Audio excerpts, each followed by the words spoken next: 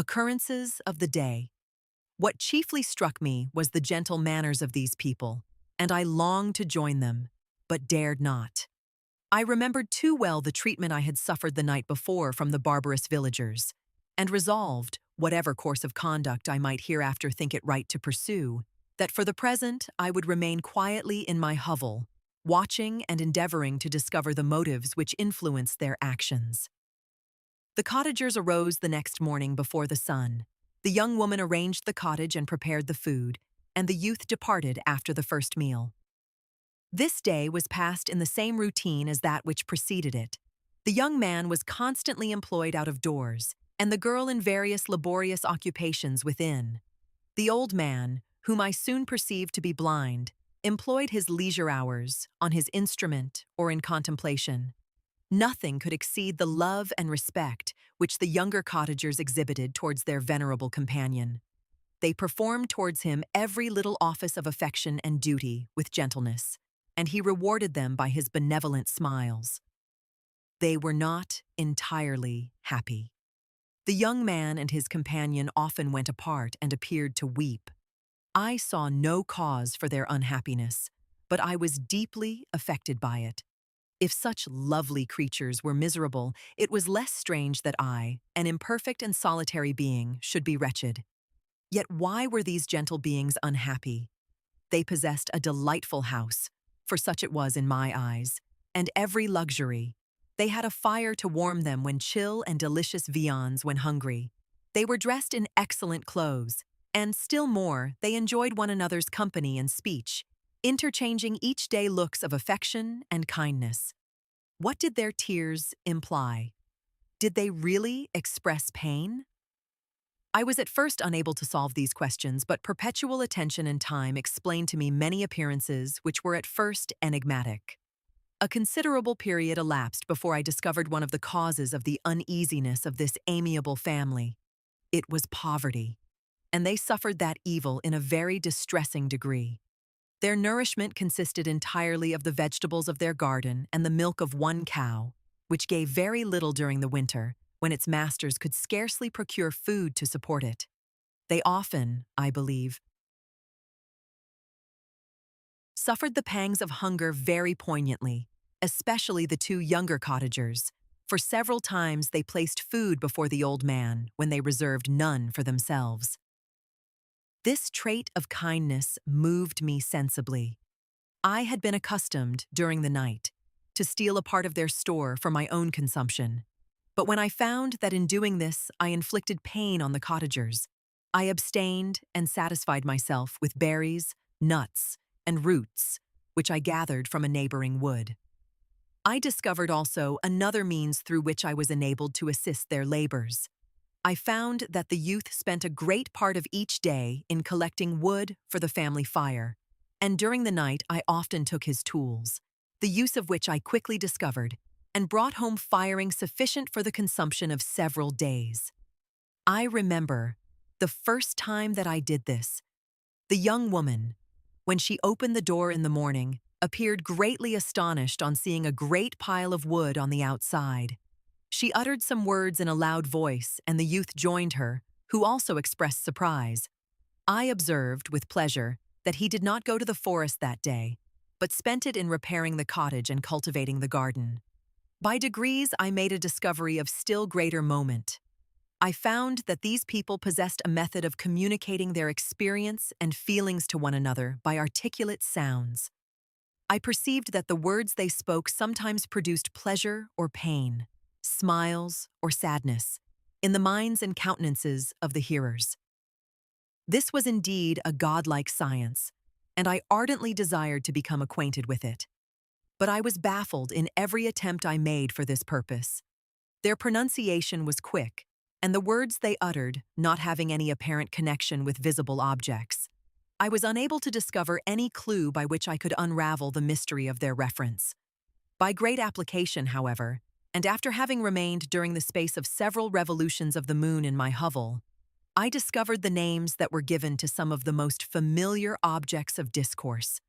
I learned and applied the words fire, milk, bread, and wood. I learned also the names of the cottagers themselves. The youth and his companion had each of them several names, but the old man had only one, which was father. The girl was called Sister, or Agatha, and the youth, Felix, brother, or son. I cannot describe the delight I felt when I learned the ideas appropriated to each of these sounds and was able to pronounce them. I distinguished several other words without being able as yet to understand or apply them, such as good, dearest, unhappy. I spent the winter in this manner. The gentle manners and beauty of the cottagers greatly endeared them to me. When they were unhappy, I felt depressed. When they rejoiced, I sympathized in their joys. I saw few human beings besides them, and if any other happened to enter the cottage, their harsh manners and rude gait only enhanced to me the superior accomplishments of my friends. The old man, I could perceive, often endeavored to encourage his children, as sometimes I found that he called them, to cast off their melancholy. He would talk in a cheerful accent, with an expression of goodness that bestowed pleasure even upon me. Agatha listened with respect. Her eyes sometimes filled with tears, which she endeavored to wipe away unperceived.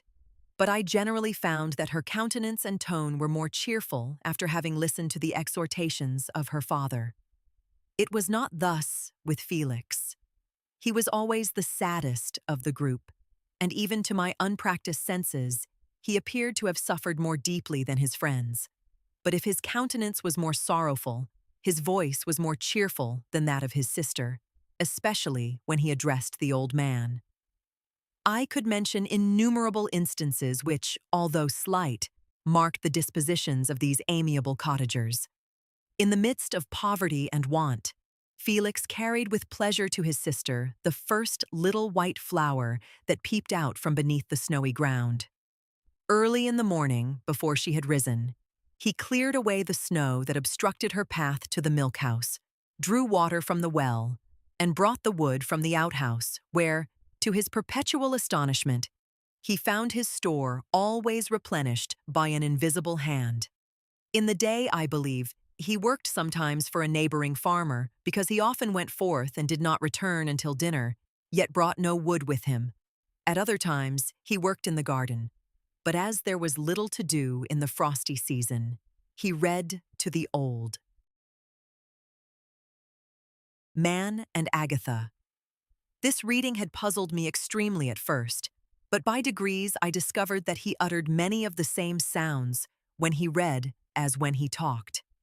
I conjectured, therefore, that he found on the paper signs for speech which he understood, and I ardently longed to comprehend these also. But how was that possible when I did not even understand the sounds for which they stood as signs? I improved, however, sensibly in this science, but not sufficiently to follow up any kind of conversation, although I applied my whole mind to the endeavor, for I easily perceived that, although I eagerly longed to discover myself to the cottagers, I ought not to make the attempt until I had first become master of their language, which knowledge might enable me to make them overlook the deformity of my figure. For with this also, the contrast, perpetually presented to my eyes, had made me acquainted. I had admired the perfect forms of my cottagers, their grace, beauty, and delicate complexions.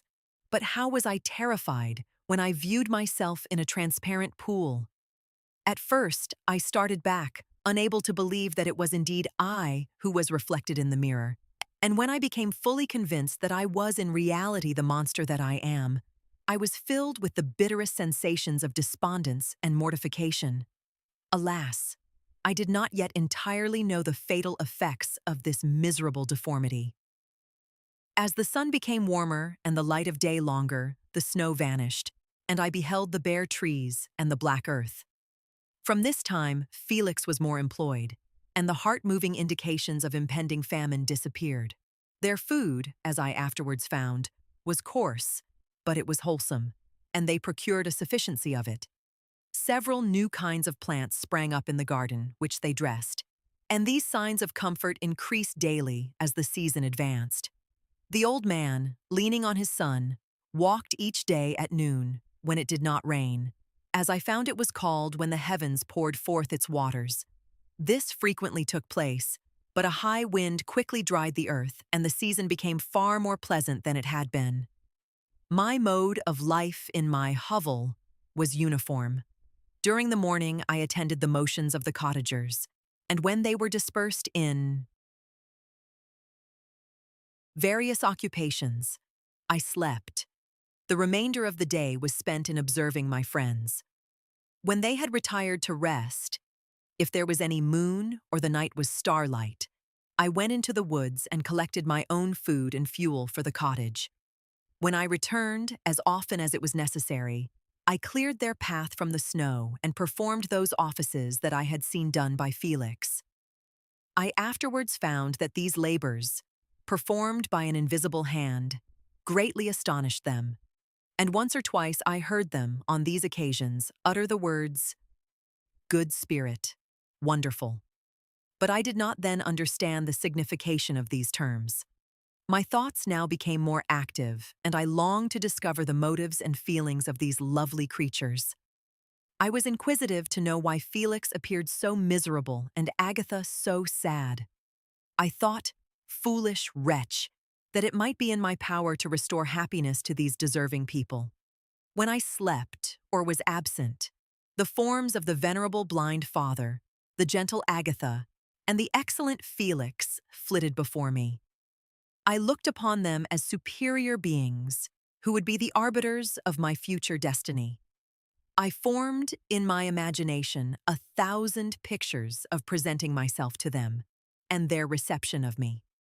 I imagined that they would be disgusted until, by my gentle demeanor and conciliating words, I should first win their favor and afterwards their love. These thoughts exhilarated me and led me to apply with fresh ardor to the acquiring the art of language. My organs were indeed harsh, but supple, and although my voice was very unlike the soft music of their tones, yet I pronounced such words as I understood with tolerable ease. It was as the ass and the lapdog, yet surely the gentle ass whose intentions were affectionate, although his manners were rude, deserved better treatment than blows and execration. The pleasant showers and genial warmth of spring greatly altered the aspect of the earth. Men who before this change seemed to have been hid in caves dispersed themselves and were employed in various arts of cultivation. The birds sang in more cheerful notes, and the leaves began to bud forth on the trees. Happy, happy earth, fit habitation for gods, which, so short a time before, was bleak, damp, and unwholesome. My spirits were elevated by the enchanting appearance of nature. The past was blotted from my memory, the present was tranquil, and the future gilded by bright rays of hope and anticipations of joy.